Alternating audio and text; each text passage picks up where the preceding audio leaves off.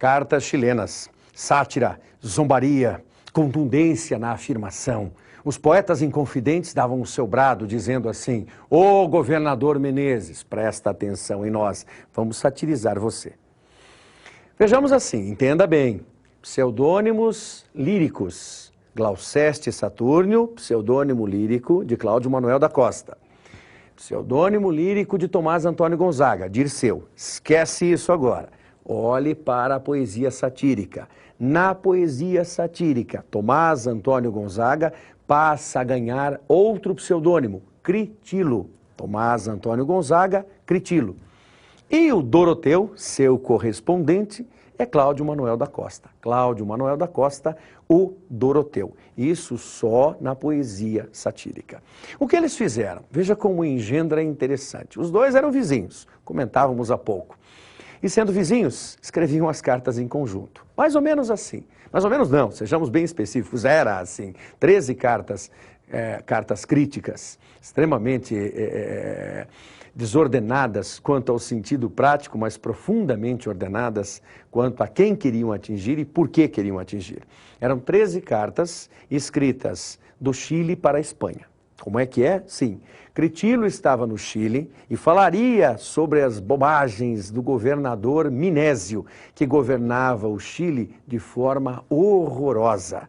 E essas cartas eram enviadas à Espanha, hipoteticamente traduzindo a ideia de que na Espanha estava o seu correspondente amigo Doroteu. Claro que nós sabemos que Chile e Espanha serviam apenas como cortina de fumaça, como pano de fundo para atestar as dificuldades do povo de Vila Rica e de um governador chamado Menezes que não governava nada. Como a lembrança de Gregório de Matos vem ao encontro nessa hora, exceto pelos palavrões. Gregório sempre foi mais forte, mais convicto, mais incisivo.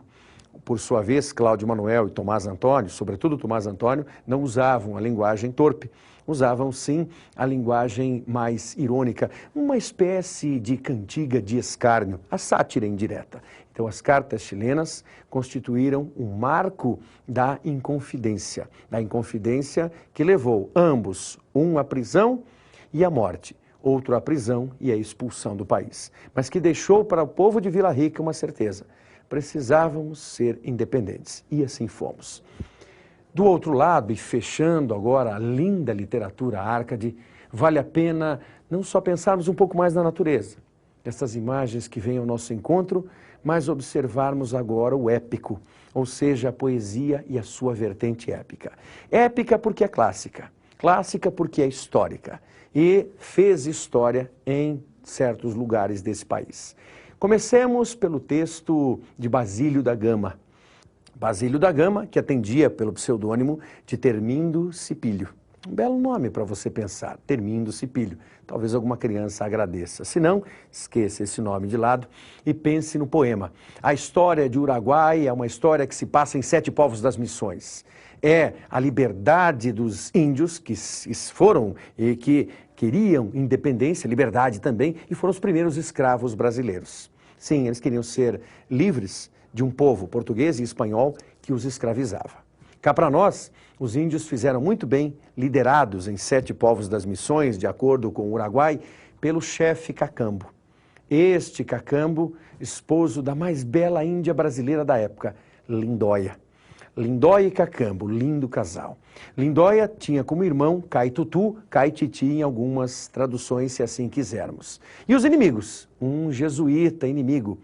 Este jesuíta, o Padre Balda, pai à distância de Baldeta. Foi esse Padre Balda que conseguiu, através dos seus engendros, permitir a morte do índio Cacambo e deixar viúva a índia Lindóia, que mais tarde se dirige à mata, e esse é o canto mais bonito do poema Uruguai, como é épico, dividido em cantos, esse é o aspecto mais bonito, quando Lindóia busca uma serpente, porque essa serpente há de picá-la. Lindóia, com muita calma, se dirige à mata e deixa a serpente se enredar nela. Quando a serpente está à altura de seu seio, eis que surge Caitutu, Caititi, se você quiser, retesa o arco, mas por um breve instante hesita. A hesitação dele proporcionou à serpente cravar os seus incisivos no seio de Lindóia. Logo em seguida, a seta traspassa, a seta certeira de Caitutu, traspassa a cabeça da serpente. De um lado, um monstro se contorcendo, traspassado pela seta. Do outro, a bela Índia lindóia, já começando a sentir os primeiros resquícios do veneno cruel do horrendo monstro. Ainda nos braços de Caitutu, ela dirá o quanto amou Cacambo e que permaneceria sendo feliz com ele. Padre Balda será preso, Baldeta desaparece do cenário e 7 povos das missões hoje constituem ruínas. Ruínas para sua visitação.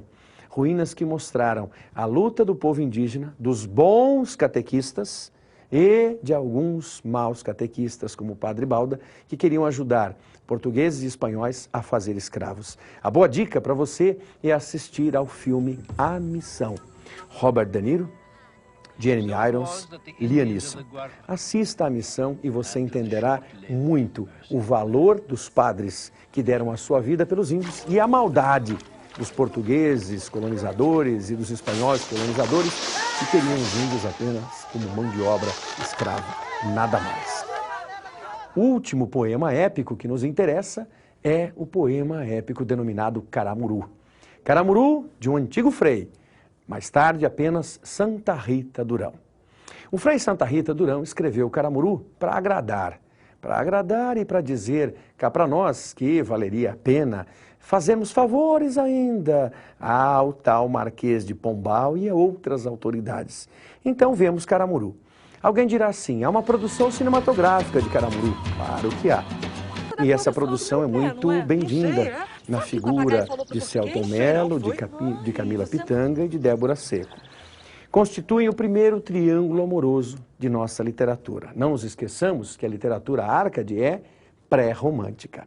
Se é pré-romântica, teríamos que conviver com este triângulo amoroso, que não é bem um triângulo amoroso assim, pois Diogo Álvares, o Caramuru, um náufrago, deixemos bem claro isso, Diogo Álvares, o Caramuru, um náufrago, ele acaba sendo ajudado, apoiado e salvo, vamos assim falar corretamente, pela tribo, a tribo de 2 índias lindíssimas, Paraguaçu e Moema. E há uma paixão enorme, tanto de uma como de outra. Aí, mais uma vez, um alerta. Ao assistir ao filme Caramuru, não se esqueça que o filme não tem absolutamente nada a ver com o desfecho do poema épico. A linguagem cinematográfica utilizada é bonita, mas não condiz com a verdade do poema. É de bom tom ler o poema épico como um todo, que é um poema dividido em cantos, assistir ao filme, tirar as suas conclusões e guardar as ideias. Cá para nós, Diogo Álvares, o Caramuru, está diante da sua paixão, Paraguaçu. Sim, Moema é gentil, Moema ajuda, Moema apoia, mas ele é bem sincero. A sua crença, o catolicismo colocado, arraigado na íntima vocação de Diogo Álvares, o fez entender que ele não poderia ser feliz com 2 mulheres. Então ele deveria fazer a sua opção. E fez a opção. Antes de despertar maiores emoções em Moema, ele se decide, Paraguaçu será a minha amada. E trava com ela uma relação amorosa. Esse travar no sentido de apoiar, de estar junto, se alguém quiser. Abre e feche aspas para a expressão anterior. Os dois vivem uma relação amorosa muito bonita. Tão bonita que ele decide, para evitar qualquer outra dificuldade, levá-la à Europa. Então, eles embarcam com destino a Portugal, voltar para casa. Aí, é claro, temos o problema. O problema e o morrer por amor, que será mais tarde, no século XIX, lá pelos idos de 1850, a maior marca do ultrarromantismo no Brasil. O ultrarromantismo, o amor elevado à sua consequência maior. As influências de Byron, de Mozart, de Goethe na Alemanha e também de Victor Hugo na França. Mas voltando, deixa o romantismo de lado, é a próxima aula, é o próximo momento, falando necessariamente em Caramuru. Paraguaçu e Diogo Álvares vão embora, deixam as terras brasileiras e Moema não se conforma com isso. Então Moema se atira ao mar para se despedir, para jogar flores no caminho da embarcação, que era tradicional. Todas as índias faziam isso, uma maneira carinhosa de se despedir, de dizer tchau aos que estavam viajando. Moema também faz isso, mas é claro que ao mergulhar ela permanece no mar.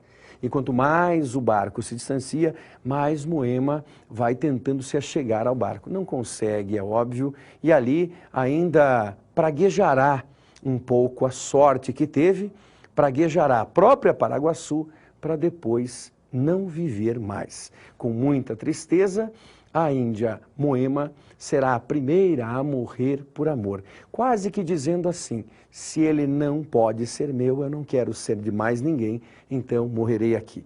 Vários livros demonstram a imagem de uma índia morta, uma pintura. Muitos dizem que se trata da índia Moema, aquela que se sacrificou por amor, que interrompeu um triângulo amoroso que não dará certo, que nunca deu certo na literatura brasileira.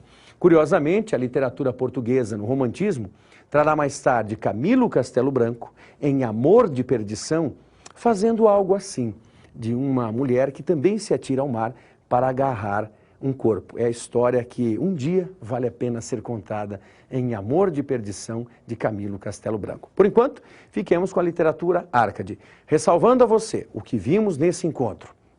Uma literatura poética, eminentemente poética, dividida em 3 segmentos: poesia lírica, poesia satírica e poesia épica. Na poesia lírica, destaque para Tomás Antônio Gonzaga, para Cláudio Manuel da Costa. Na poesia satírica, as cartas chilenas, do mesmo Tomás, o Critilo, do mesmo Cláudio, o Doroteu. E a poesia épica, com 2 belos trabalhos: O Uruguai, em 7 povos das missões, e Caramuru, que serviu para agradar, mas que mostrou o primeiro momento pré-romântico de sacrifício por amor. Alguém dirá assim: mas a Lindóia também se sacrificou. Não, aí é uma outra linha de pensamento. A leitura dos poemas explicará para você. Vale a pena lê-los? Sem dúvida nenhuma. Busque esses poemas e faça a leitura. Procure se inspirar na literatura brasileira do século XVIII, no épico da nossa literatura. Até a próxima.